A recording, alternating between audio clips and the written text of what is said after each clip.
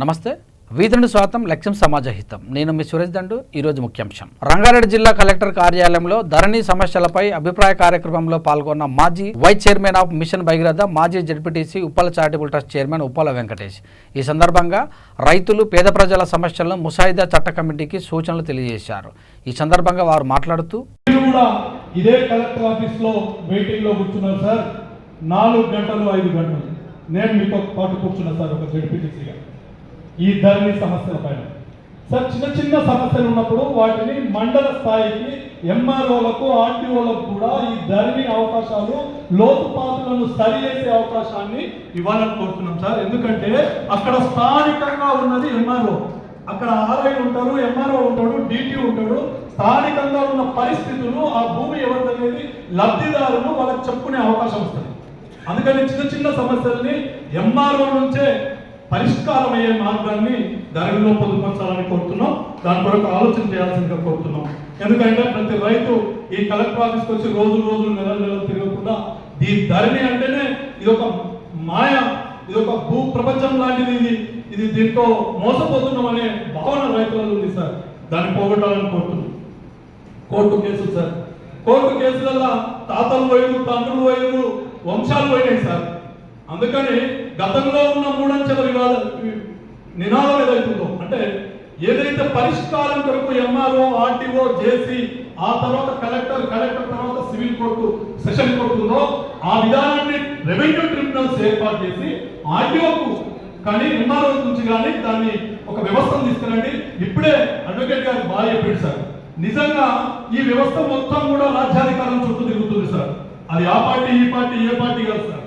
ఈ వ్యవస్థ రాజ్యాధికారం చుట్టూ తిరుగుతుంది కనుక ఈ ధరణిని నిజంగా ఈ కోర్టు కేసుల విషయాలలో ప్రభుత్వం నికక్షిగా, నిజాయితీగా ఉందనేది నిరూపించుకోవాలన్నప్పుడు సివిల్ జడ్జిని మండల లెవెల్లో, జిల్లా జడ్జిని ఆర్టీఓ లెవెల్లో, ఏసీ కోర్టుల పరిష్కారాన్ని రెవెన్యూ ట్రిబ్యునల్స్ ఏర్పాటు చేసి ఇదే కలెక్టర్ ఆఫీస్ లో ఏర్పాటు చేసి న్యాయం చేసే విధంగా ప్రయత్నాలు చేయాలని కోరుతున్నాం సార్. అడ్వకేట్ గారు చెప్పింది చాలా మంచి సలహా మేము కోరుకుంటున్నాం సార్. కారణం ఏంటంటే ఉదాహరణ చెప్తా సార్. కొన్ని వక్ఫ్ బోర్డు భూములు ఉన్నాయి, భూదాన్ భూములు ఉన్నాయి, సీలింగ్ భూములు ఉన్నాయి. స్వతంత్రం వచ్చినప్పటి నుంచి 75 సంవత్సరాల నుంచి రెవెన్యూలో ఇవన్నీ భూదాన్ కిందనే గ్రామాలలో చూస్తున్నాం సార్. రీసెంట్ గా ఒక 10-15 ఏళ్ల నుంచి మాత్రం చూస్తున్నాం సార్. వెంచర్లు అవుతున్నాయి, విల్లాలు అవుతున్నాయి, అపార్ట్మెంట్లు అవుతున్నాయి, కార్పొరేట్ వ్యవస్థకు వస్తుంది సార్ ప్రభుత్వ భూమి. కానీ పేదోడు దున్నుకొని తాతల తండ్రుల నుంచి దున్నుకుంటున్న భూములు వాళ్ళకు ఓఆర్సీలు ఇస్తలేరు సార్. యాజమాన్యం పట్టాలు ఇచ్చే విధంగా ఈ ధరణిలో పొందుపరచాలి సార్. సార్ ఏదైతే ప్రభుత్వ భూములని, మీరు భూదాన్ భూములని, వక్ఫ్ బోర్డు భూములని, సీలింగ్ భూములని మీరు ఏదైతే నిర్ధారణ చేసి బ్లాక్ లిస్ట్ లో నిషేధిత జాబితాలో పెట్టిరో, తాతలు తండ్రుల నుంచి దున్నుకుంటున్న రైతులు ఎవరైతే ఉన్నారో, నిజాయితీగా దున్నుకుంటున్న రైతులందరికీ పట్టాలు ఇచ్చి వాళ్ళకే యజమాన్య పట్టాలు ఇచ్చి ఆ భూమి విలువ మొత్తం ఇలాంటి మధ్యవర్తులకు, దళారులకు చెందకుండా పూర్తి మార్కెట్ విలువ ఆ రైతులకే, ఆ దున్నిన రైతుకే, దున్నేవాడికే భూమి అనే విధంగా ఆ రైతుకే ఆర్థిక పరిపుష్టి చెందే విధంగా చట్టాన్ని, ఒక సర్వే నెంబర్లో 50 ఎకరాలు ఉంటే 5 ఎకరాలకు కేసు ఉంటే 50 ఎకరాలు ప్రైవేట్ ఉంటుంది సార్. అందులో ఉన్న 50 మంది నిషేధిత దూరం తిరగాలిగా దాన్ని వాళ్ళని దాన్ని ప్రైవేట్ నుంచి తీర్చుకోవడానికి కలెక్టర్ ఆఫీస్కి రావాలి. ఏదైతే కేసులో ఉందో, ఎవరైతే అక్కడ వ్యక్తి ఇక్కడ వ్యక్తి కొట్లాటల కేసు వేస్తున్నారో దాన్ని కింది స్థాయిలో నిర్ధారణ చేసి ఆ 5 ఎకరాలకే ప్రైవేట్ పెట్టాలి. మిగతా 45 ఎకరాలకి ప్రైవేట్ లో పొందుపరచకుండా వాళ్ళని నిషేధిత జాబితా నుంచి తీసేయాలని కోరుతున్నాం సార్. అదేవిధంగా సార్ కొన్ని భూములు రాత్రికి రాత్రి సార్, మేము గతంలో కూడా మీకు కలిసినప్పుడు చెప్పినాం సార్. నేను ఒక జడ్పీటీసీగా మీ దగ్గరికి చాలా సార్లు, మీరు రాకముందు కూడా 100 సార్లు నేను కలెక్టర్ గారిని బయట అపాయింట్మెంట్ తీసుకొని మేమైతే ఇండిపెండెంట్ ఉన్నాం సార్. అప్పుడు మాకు గంటలు బయట నిలబెట్టేవాళ్ళు సార్. అయినా నిలబడి వచ్చిన సందర్భాలలో మా దగ్గర జూలపల్లి ప్రెసిడెంట్ గా చెప్పొద్దని కూడా చెప్పింది సార్. కానీ చెప్పక తప్పడం లేదు సార్. పేద రైతుల భూములు, పట్టాలున్న భూములు ఈ ధరణిల ప్రభుత్వ భూముల కింద ధరణిలో పడి వాళ్ళ జీవితాలు నాశనం అయిపోయినాయి సార్ గతంలో. దాన్ని సరిచేయాలి సార్. ఇప్పుడు ధరణి ముసాయిదా బిల్లును తీసుకొచ్చినప్పుడు ఏదైతే నిజంగా పట్టా భూమి ఉందో దాన్ని పట్టా కిందనే ఈ ధరణిలో పొందుపరిచి మీరు ముసాయిదాను తీసుకొచ్చి ఆ ధరణి వెబ్సైట్ ని పబ్లిక్ ఇష్యూ తీసుకురావాలి. ఎంఆర్ఓలకు దాన్ని చట్టబద్ధత కల్పించే విధంగా తీసుకురావాలని కోరుతున్నాం సార్. ఎందుకంటే రాత్రికి రాత్రి కింద అయింది, తెల్లారి పోయి మీ సీలింగ్ భూమి 5 లక్షల కమిత అయిపోతుందని దాన్ని అమ్మి రిజిస్ట్రేషన్ చేసుకున్న సందర్భాలు ఉన్నాయి. మార్పులు కూడా రాత్రికి రాత్రి జరిగినాయి సార్. సార్ ఇంకా మేము కోరుతున్నాం, చాలా మంది ఒక ఆర్డర్ గారు చెప్పింది సార్, చాలా నిజాయితీ కనిపించింది సార్. మాకు గతంలోనే నిజాయితీ ఉంది సార్, ఆన్లైన్ వ్యవస్థ వచ్చిన తర్వాత నిజాయితీ లోపించింది సార్. ఇది అధికారులకు, ఒక రాజ్యాధికారులకు, ఒక పెత్తందారి వ్యవస్థకి ఈ రోజు ఏదైతే లాబింగ్ చేసిన వాళ్ళకే ఈ ఆన్లైన్ వ్యవస్థ అనుసంధానమైంది అనేది ప్రజలలో ఉంది సార్. ఇది నిజంగా రికార్డ్ సిస్టమ్ ను కూడా అవలంబించాలి సార్. ఏదైతే ఆన్లైన్ ఉండాలి, యథావిధిగా మళ్ళీ రికార్డ్ సిస్టమ్ కూడా పెట్టండి సార్. ఏదైతే మోటేషన్ కానీ ఏదైతే మాన్యువల్ అంటే రికార్డులలో రాసుకొని ఎంఆర్ఓస్ లో భద్రపరచాలి సార్. ఇంకా సార్ మన రెవెన్యూలో కొన్ని లోటుపాట్లు ఉన్నాయి సార్. మీరు జిల్లా కలెక్టర్ గా మన రంగారెడ్డి జిల్లాలో ఉన్నాయి సార్, అవి తెలుసుకోవాలి సార్. ఏంటంటే ఏదైనా కాగితం కావాలని ఓ అప్లికేషన్ పెడితే ఇది చినిగిపోయింది, ఇది అందుబాటులో లేదని సర్టిఫికేట్ ఇస్తుంది తప్ప దానికి ప్రత్యామ్నాయంగా ఇది ఉంది అని ఇవ్వట్లేదు సార్. తర్వాత కేసులు అవుతున్నాయి సార్ ఆ భూమి మీద.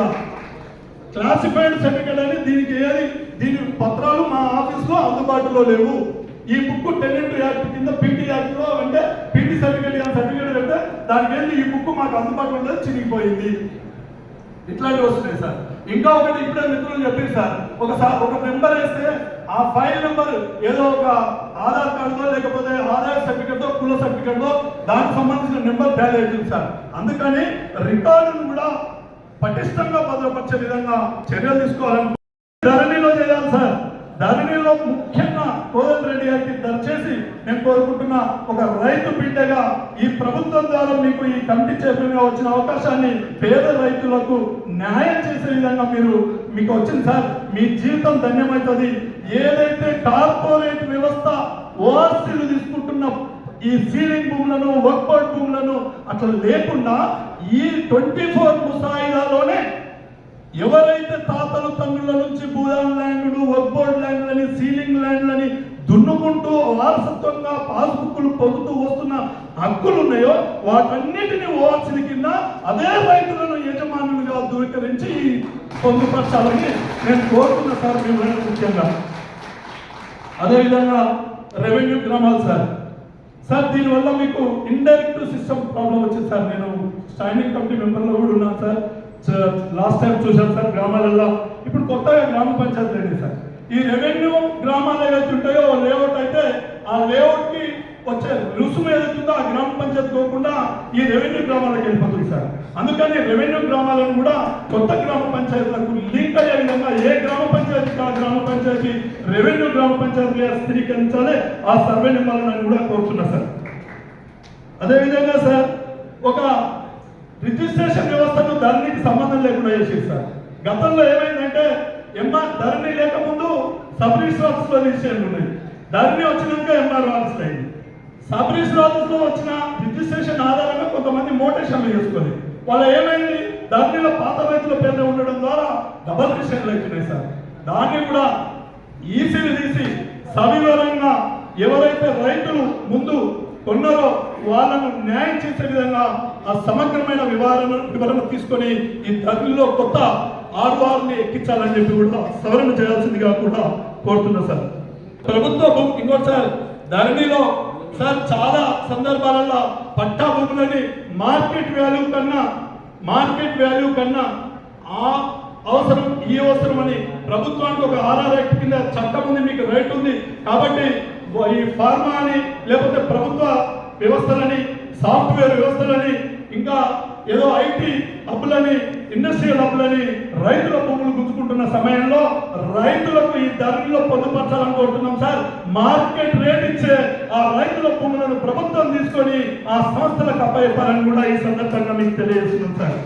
ముఖ్యంగా ధరణి పైన ఈ యొక్క సమీక్ష చేసినందుకు ప్రత్యేకంగా ధన్యవాదాలు తెలియజేసుకుంటూ ఇక ముందైనా గత ప్రభుత్వాలు చేసిన తప్పిదం కాకుండా ఈ ప్రభుత్వం రైతుల పక్షాన పూర్తిగా అవగాహన తెచ్చుకొని, మీకు పూర్తి అవగాహన ఉంది కనుక ఎక్కడ కూడా రైతులు కలెక్టర్ ఆఫీస్ చుట్టూ తిరగకుండా మీరే ఆ సమస్యలను పరిష్కారం చేయాలని కోరుతున్నాం సార్. ధన్యవాదాలు.